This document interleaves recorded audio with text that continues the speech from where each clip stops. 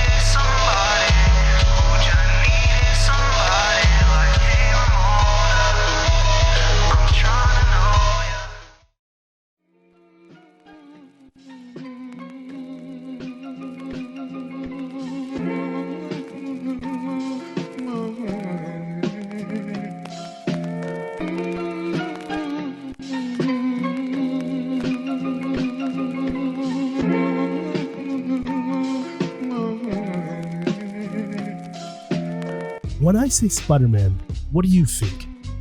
Do you see this? See this? Or do you even see this? Well, I'm here to tell you I see this.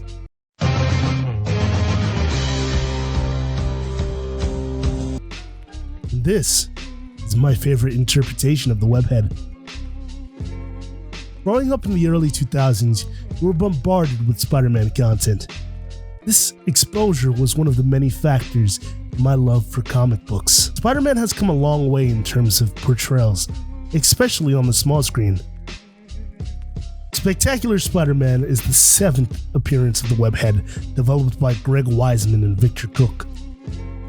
Greg Weisman is best known as the creator of shows like Gargoyles and Young Justice. The best thing about this interpretation of Spider-Man comes down to his characterization.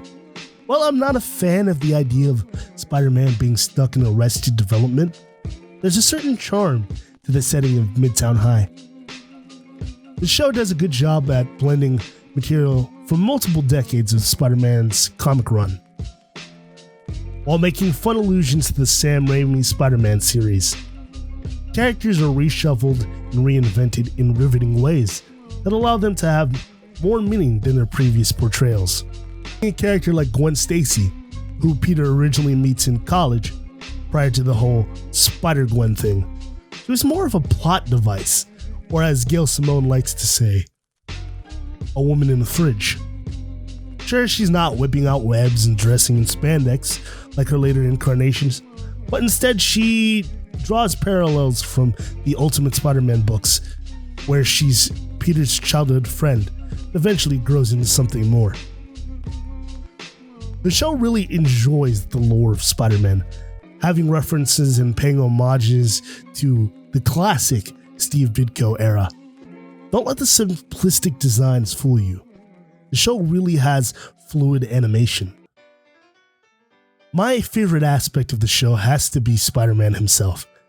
There's a good balance between how he's portrayed. He's still dealing with the Parker luck, while managing to refuel his frustrations in a comedic way.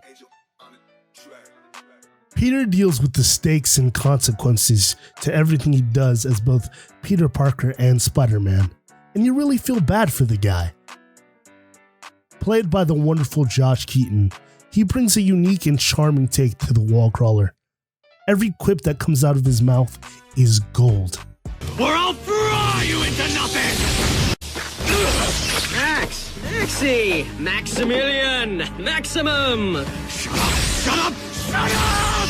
Mysterio! I'm using that stupid fishbowl of yours as a snow globe. Yoo-hoo! Excuse me, can I come in this way, or do I have to break my own window? Fun fact, Josh Keaton played young Hercules, and was also the voice of Electro in Spider-Man PS4. My strong chin. I don't understand. If you're my father, that would make me a... Big God. Trap failed? Softened him up.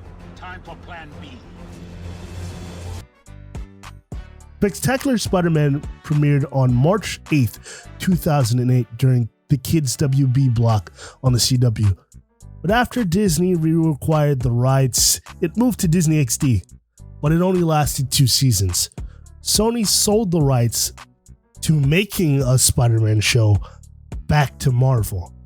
But since Sony owns the right to Spectacular Spider-Man, Marvel can't do anything with that IP, leaving them in a Ouroboros situation.